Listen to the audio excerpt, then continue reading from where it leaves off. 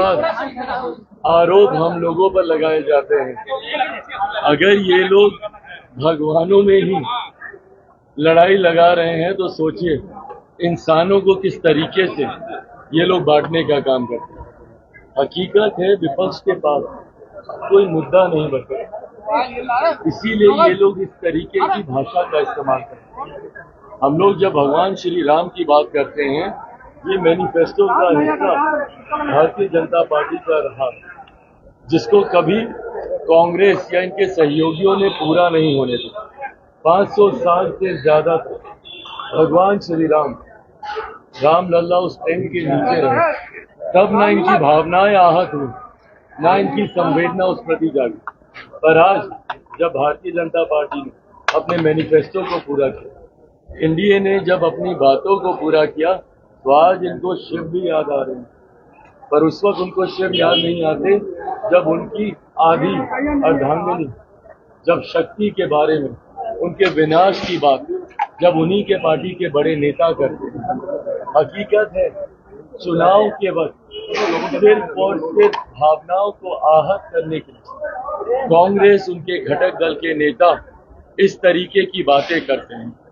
आज जब वो शिव को इतना याद कर रहे हैं तो उनको राहुल गांधी जी का वो बयान भी याद आना चाहिए, जहां पे वो शक्ति के विनाश की वो बात करते हैं। ऐसे में इन्हीं विरोधाभास में जो इंडिया अलायंस अटका हुआ है, यही कारण है कि 14 से कम समर्थन 19 में मिला और इस बार कांग्रेस ऐतिहासिक ऑल टाइम लो पर इस बार कांग्रेस मुकेश सहनी का सुरक्षा हटा लिया गया है सर। इससे ज्यादा घृणित, निंदनीय, अशोभनीय और कुछ नहीं हो सकता। जिस तरीके से भाषा की सारी मर्यादा को तार तार कर दिया गया, और मैं बिहार की जनता से भी अपील करूंगा, और बल्कि मैं उन लोगों से भी अपील करूंगा जो संभवतः कम संख्या में ही सही पर आज की तारीख में जो इंडिया अलायंस का समर्थन कर रहे हैं, मैं पूछना चाहूंगा कि क्या ऐसी भाषा का आप लोग समर्थन कीजिएगा? मेरे प्रधानमंत्री से लाख बैर सही, पर क्या कोई भी सभ्य समाज में ऐसी भाषा का स्थान है? क्या आप एक राष्ट्रीय अध्यक्ष के लिए आप इस तरीके की भाषा का आप इस्तेमाल कर सकते हैं? आपका विरोध किसी से भी हो, भारतीय भाषाओं में उसके शब्दकोश में ऐसे शब्द हैं कि आप कड़ी से कड़ी निंदा मर्यादित शब्दों में रहकर आप कर सकते हैं। हमारे देश का गौरव है, हमारे देश का पहचान है हमारे प्रधानमंत्री। आपका उनसे मतभेद वैचारिक हो सकता है, पर इस तरीके से व्यक्तिगत टिप्पणी करना क्या आपको शोभा देता है? आज की तारीख में हम लोग 21वीं सदी में हैं, पढ़े लिखे समाज की हम लोग कल्पना करते हैं।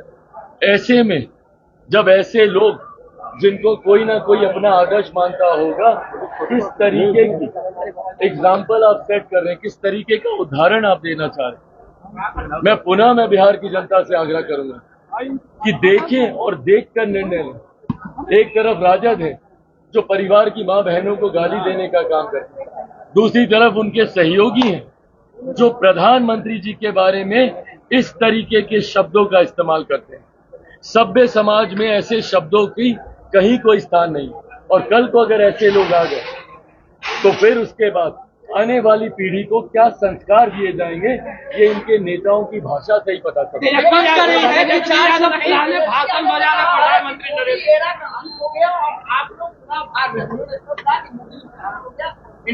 सुनिए ना, 2014 का भी बाइट निकाल लीजिए, यही बोले थे।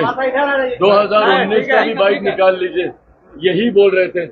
अंत किसका हो रहा है ये तो ये देख ही रहे ना।